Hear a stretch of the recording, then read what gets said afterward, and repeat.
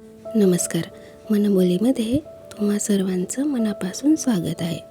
मित्रांनो, बऱ्याचदा असं होते की आपल्या आजूबाजूला काही लोक असे असतात की ज्यांची परिस्थिती खूप चांगली असते किंवा त्यांना न मागताच सगळं काही मिळतं आणि जे आपल्याकडे नसते आणि त्यांच्याकडे सगळंच काही असते आणि काही जास्त कष्ट न करता सुद्धा.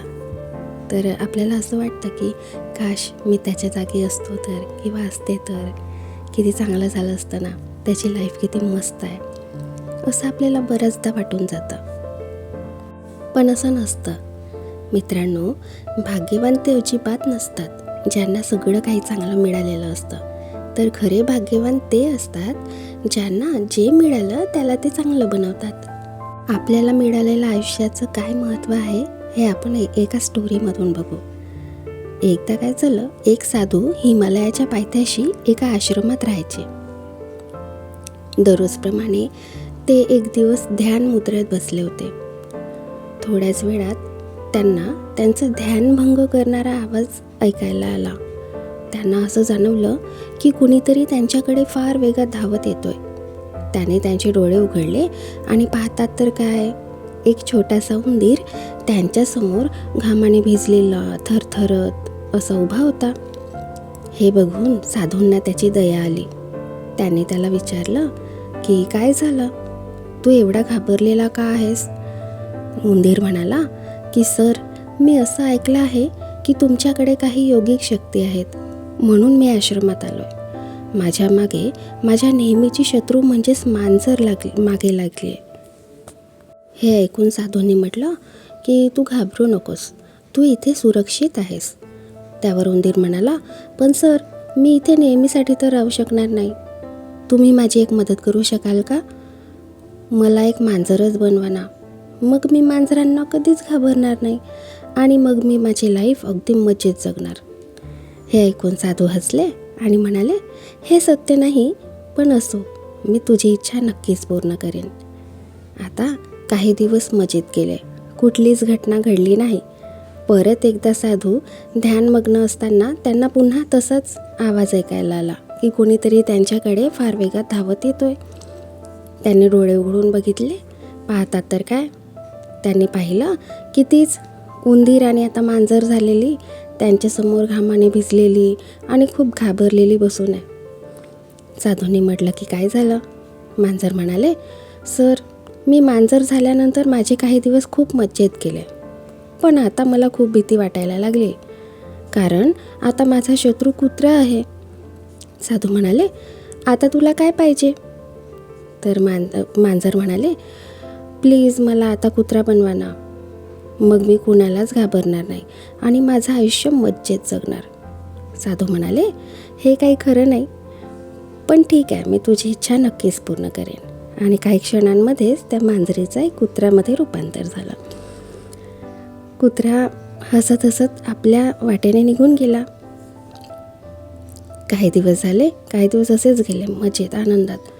पुन्हा एकदा साधू ध्यानमग्न अवस्थेत असताना त्यांना तसाच आवाज ऐकायला आला. डोळे उघडून बघतात तर काय, तोच उंदीर, मांजर आणि आता कुत्रा असलेला प्राणी घामाने भिजलेला, घाबरलेला त्यांच्यासमोर उभा आहे. साधूंनी म्हटलं की काय झालं? कुत्रा म्हणाला, सर, एक खूप मोठा प्राणी, जंगलाचा राजा माझ्या मागे लागला आहे. तो खूप मोठा आणि शक्तिशाली आहे. तो तर कुणालाही खाऊ शकतो. मी तर एक साधारण प्राणी आहे. मग आता तुला काय पाहिजे? साधूने विचारला. कुत्रा म्हणाला, प्लीज सर, मला एक सिंह बनवा ना, मग मी पूर्ण जंगलावर राज्य करणार आणि मला पाहिजे तसं जगणार आणि आयुष्य मस्त मजेत घालवणार. आता साधू पुन्हा हसले आणि म्हणाले, ठीक आहे, मी तुझी इच्छा नक्कीच पूर्ण करेन. काही क्षणातच तो कुत्रा एक अजस्त्र सिंह झाला आणि जोरदार डरकाळी फोडत जंगलात निघून गेला. ह्यावेळी काही महिने निघून गेले, काही दिवस नाही, काही महिने निघून गेले आणि काही महिन्यानंतर पुन्हा एकदा साधू ध्यानमग्न अवस्थेत असताना त्यांना शांतता भंग करणारा आवाज ऐकायला आला. त्यांना असं वाटलं की कोणीतरी फार वेगात त्यांच्याकडे धावत येतोय. डोळे उघडून पाहतात तर काय, त्यांच्यासमोर तोच उंदीर, आणि नंतर मांजर, मग कुत्रा आणि आता सिंह असलेला प्राणी घाबरलेल्या अवस्थेत बसलाय. साधूने विचारलं, आता काय झालंय? तर सिंहाने उत्तर दिलं की सर, काही दिवस माझे मस्त मजेत गेले. माझं आयुष्य मी मस्त जगलो, एक जंगलाचा राजा बनून. पण मला हे माहिती नव्हतं की हे लहान लहान जीवजंतू माझ्या शरीरावर चढतायत, मला चावतायत आणि मी स्वतःलाच खाजवताना मला बऱ्याचशा जखमा झाल्या आहेत. काही मुंग्यांनी तर चावून चावून मला अगदी हैराण केलं आहे आणि कानातही शिरतात. बरं, आता काय हवं आहे? साधूने विचारलं.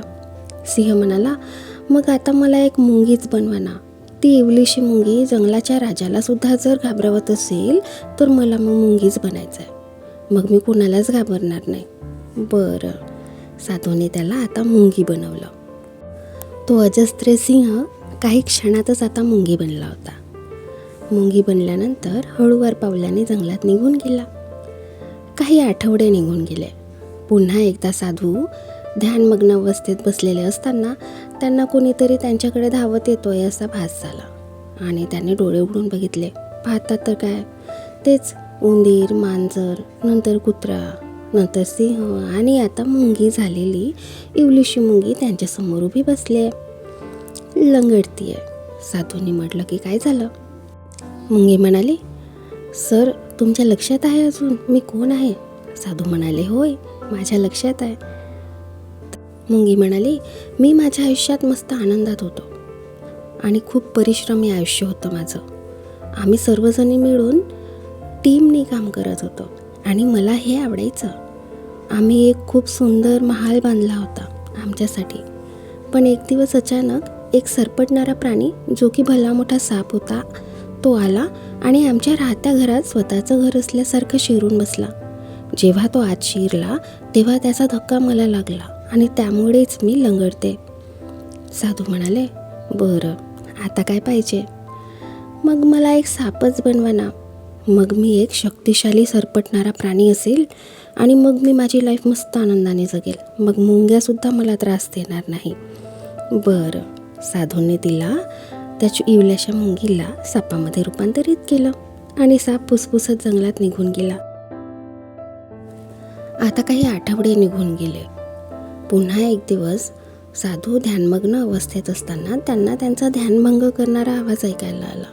त्याने डोळे उघडून बघितले आणि पाहतात तर काय, एक भला मोठा साप त्यांच्यासमोर बसून आहे. त्यांनी ओळखलं. साधू म्हणाले, काय झालं? साप म्हणाला, ही खूप लांब कथा आहे. मी एका उंदराच्या मागे गोडाऊनमध्ये शिरलो. उंदीर मला फार आवडतात, पण त्या गोडाऊनच्या मालकाला मी दिसलो आणि त्यांनी मला काहीही कारण नसताना त्यांना काहीच केलं नाही, तरी त्यांनी मला मारलं. कसा बसा मी तिथून सुटून इकडे आलोय. मग आता तुला काय हवंय? सर, प्लीज मला एक माणूस बनवा ना, जो की एका शक्तिशाली सापाला सुद्धा मारू शकतो. मग मी माझं आयुष्य मस्त आनंदात जगेल. झालं. आता त्या भल्या मोठ्या सापाचं एका माणसात रूपांतर झालं होतं. तो तरुण व्यक्ती आनंदाने आपल्या घरी निघून गेला. आता काही महिने निघून गेले. पुन्हा एकदा साधू असेच ध्यानमग्न अवस्थेत असताना त्यांना एक आवाज ऐकायला आला. हा तोच आवाज होता. साधूने डोळे उघडून बघितले आणि पाहतात तर काय, तोच माणूस त्यांच्यासमोर उभा आहे. तर साधूने म्हटलं की आता काय झालंय? तर तो माणूस म्हणाला की स्वामीजी, मी आता पार थकलोय. प्रत्येक दिवशी मी एवढा मेहनत करतोय आणि अन्न गोळा करतोय पावसाळ्यासाठी, पण बघा ना, एक लहानसा उंदीर येऊन माझ्या धान्याच्या पोत्यांना छिद्र पाडतोय. मी जेव्हा त्याला पकडायचा प्रयत्न करतोय तेव्हा तो निसटून जातो. पहिल्यांदा मी याला नोटीस केलं नाही, मी याच्याकडे लक्षच दिलं नाही. काय छोटासा उंदीर काय करणार आहे? पण नंतर घरात उंदरांच्या मागे साप यायला लागले आणि मला तर खूप भीती वाटायला लागली. बरं, मग साधू म्हणाले, आता तुला काय हवं आहे? तर तो तरुण व्यक्ती म्हणायला लागला की प्लीज मला पुन्हा एकदा उंदीरच बनवा ना. मग मी बिळात शिरेल आणि माझ्याकडे कोणाचं लक्षही जाणार नाही. बरं, साधूंनी पुन्हा त्याला एका माणसाला उंदरामध्ये रूपांतरित केलं. मग पुन्हा एकदा तो व्यक्ती उंदीर बनल्यानंतर हसत हसत आनंदाने पुन्हा आपल्या घराकडे निघाला. आता काही दिवस असेच गेले. पुन्हा एकदा साधूंना त्यांचा ध्यानभंग करणारा आवाज आला. तर साधूंनी डोळे उघडून बघितले आणि बघतात तर काय, तोच उंदीर, मग मांजर, मग त्याचं कुत्रा, मग सिंह आणि नंतर मुंगी, नंतर साप, नंतर एक माणूस आणि नंतर पुन्हा एक उंदीर झालेला प्राणी त्यांच्यासमोर उभा आहे. साधू हसले आणि म्हणाले, आता काय झालं? उंदीर म्हणाला की सर, तुम्हाला माहिती होतं हे सगळं, की पुन्हा मी त्याच आयुष्यात येणार आहे. साधू हसले आणि म्हणाले की आयुष्य एक सुंदर अनुभव आहे. आपण सगळेच खूप चॅलेंजेसला सामोरे जातो ह्या प्रवासात. मला माहिती होते की पुन्हा तू तिथेच येशील तुझ्या जुन्या आयुष्यात, पण मी तुला सगळंच करू दिलं, कारण तुला या सगळ्यांचा अनुभव घेऊन तू खूप काही शिकायला पाहिजे होतंस म्हणून.